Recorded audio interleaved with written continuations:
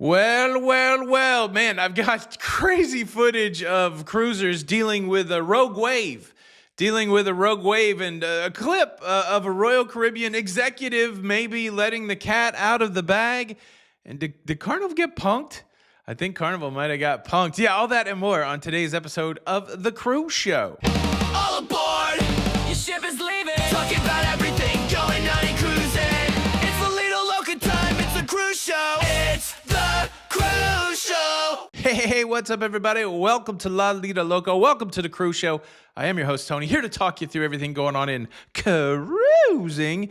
It's everything going on in cruising. It's for your face on a Sunday the 28th of September, 2025. And let's start with this clip. Now, this is a clip from the Vision of the Seas on the 22nd of September. And it looks pretty innocent at first glance. Now, you do see water rushing across the Lido deck. But if you pay close attention to the sky at the beginning of the video, all there is sky. That cruise ship is pointed straight up at the sky. It is rolled up looking at the sky because it was hit by a rogue wave. And then as the clip continues on, oh, there's the land. So you got a scenario where that ship is doing this, like rocking and bobbing. It did some damage on the cruise ship. It shut down services, lounges, passengers were inconvenienced for a while, but it was a dangerous moment as this ship had listed so heavily that water was coming onto the cruise ship, disrupting. Now, didn't look too dramatic on the Lido deck there. People are just chilling, holding their plates, waiting to do the next thing. But yeah, that's abnormal. That's not a normal scenario when it comes to cruising. I guess the takeaway question from that is, have you ever experienced any kind of listing or rolling on a cruise ship? And was it scary?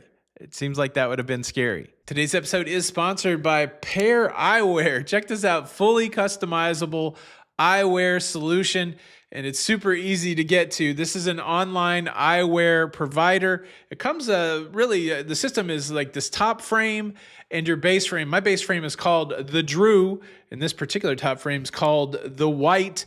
It's wild. You just go online, you can provide your prescription, you could get reader glasses, you could get no prescription at all if you just want cosmetic eyewear. And the cool thing is, not only do they have, stylish top frames, but they also have sun tops where you turn your base frames into sunglasses. And now, are you ready for the next level? You can customize your sun tops by putting on another top frame. Look at this. I'm ready for let me show you another one. We've got this sunglass top frame here, and then I've got this really for the travel, the Shark Frenzy. It's too fun. It's super easy to order online, much easier, I think, than going to a brick and mortar, and the cost is most of the time less than going to your local brick and mortar eyewear store. Look, I shouldn't be the only one having fun with these customizable eyeglasses. You can too at a discounted price. You can scan the code on the screen or go to the link in the description. Use my code LALITALOCA15 to save 15% off of your first pair of Pair Eyewear. Thank you, Pair Eyewear, for sponsoring today's episode. All right, let's keep with the theme of challenging weather, challenging seas impacting cruise ships. We have 12 cruise ships that are currently being impacted by the Category 4 Hurricane Umberto and a tropical storm that is intensifying in the Atlantic Ocean. The ships that are impacted are the Star of the Seas, the Symphony of the Seas, Utopia of the Seas, the Freedom of the Seas, Adventure of the Seas, Grandeur of the Seas, and Enchantment of the Seas, Carnival Sunrise, Carnival Venezia, Carnival Horizon, Disney Wish. These are ships that are currently being impacted. There could be other cruise ships impacted. This storm is churning up the east coast of the United States. So any cruise ship that it's supposed to hit the Bahamas pretty hard. Any cruise ship that is in that Bahamas itinerary area being shifted around. A lot of them are going to the Western Caribbean. Just a reminder, we're still in the adjacent months, hurricane season, June, July, August, September, October, and November. Fortunately, it's been a fairly mild hurricane season, but we still have a little bit to go. And certainly we have people on ships. Some of these ships may not go to any port of call at all. They may have to get the exemption to do a cruise to nowhere, Are you out there on any ship that's being impacted by Umberto and this tropical storm? If you could, leave a comment. Tell us what's going on out there. Man, we got a lot going on. What do we want to talk about next? Let's talk about some of the cool things going on in the global fleet of cruise ships. We have a cruise ship being delivered to its new owner from the shipyard. This time we have a delivery from the Fincantieri shipyard in Monfalcone, Italy. The delivery of the Star Princess from the shipyard to Princess Cruise Lines. This is the second Sphere-class cruise ship for Princess Cruises. It was handed over in a big ceremony. That's what I love. I love shipbuilding, and I love the cruise industry for some of its pageantry. They have a big festival. They have a big show every time.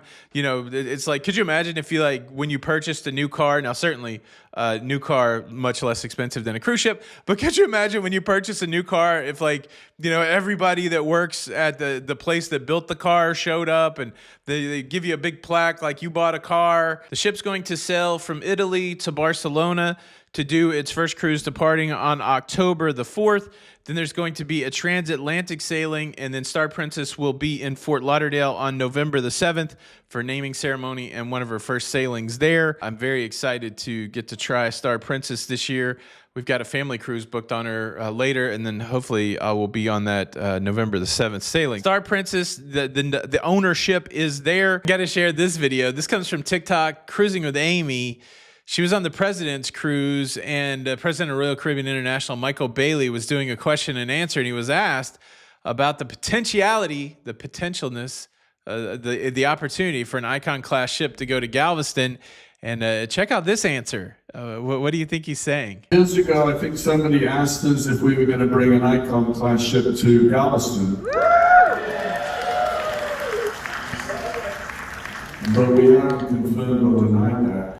But I would say that, we are building Perfect Day Mexico, which is absolutely epic.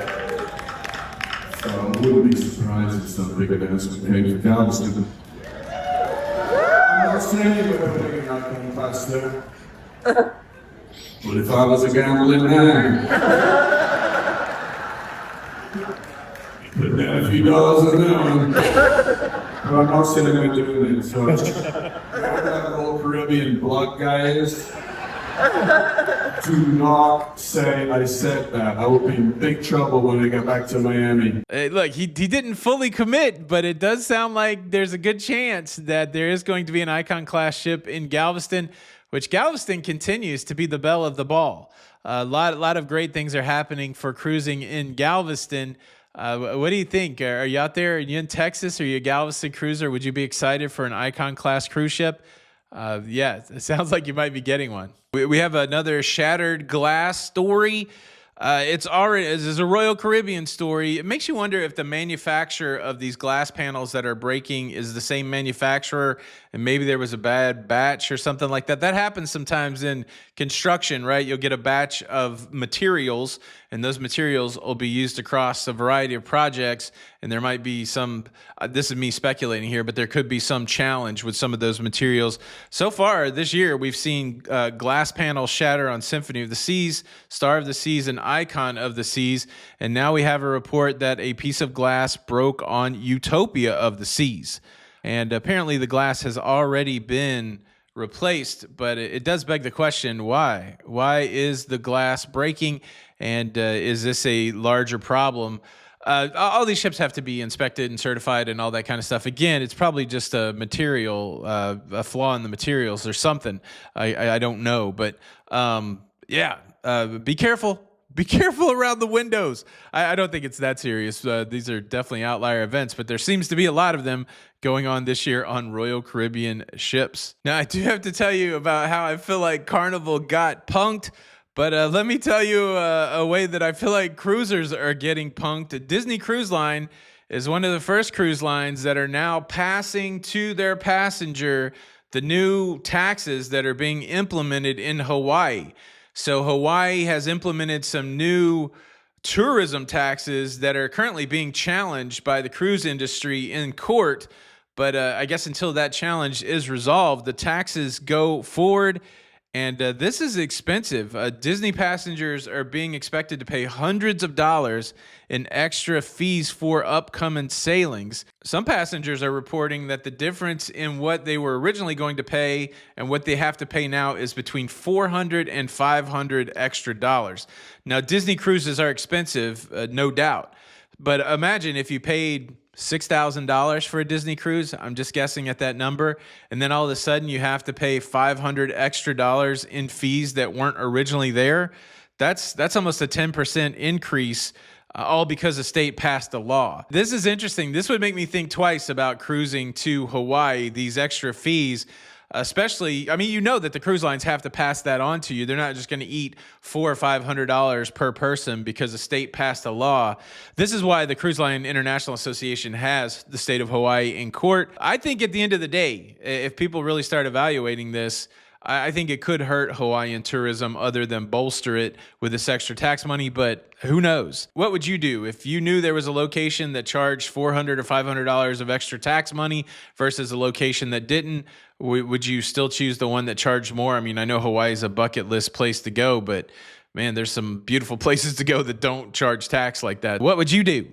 Leave a comment below. All right, take a gander at this picture right here. It's the Great Punking of Carnival 2025. I don't even know if this is real because it almost looks like the lettering here is photoshopped.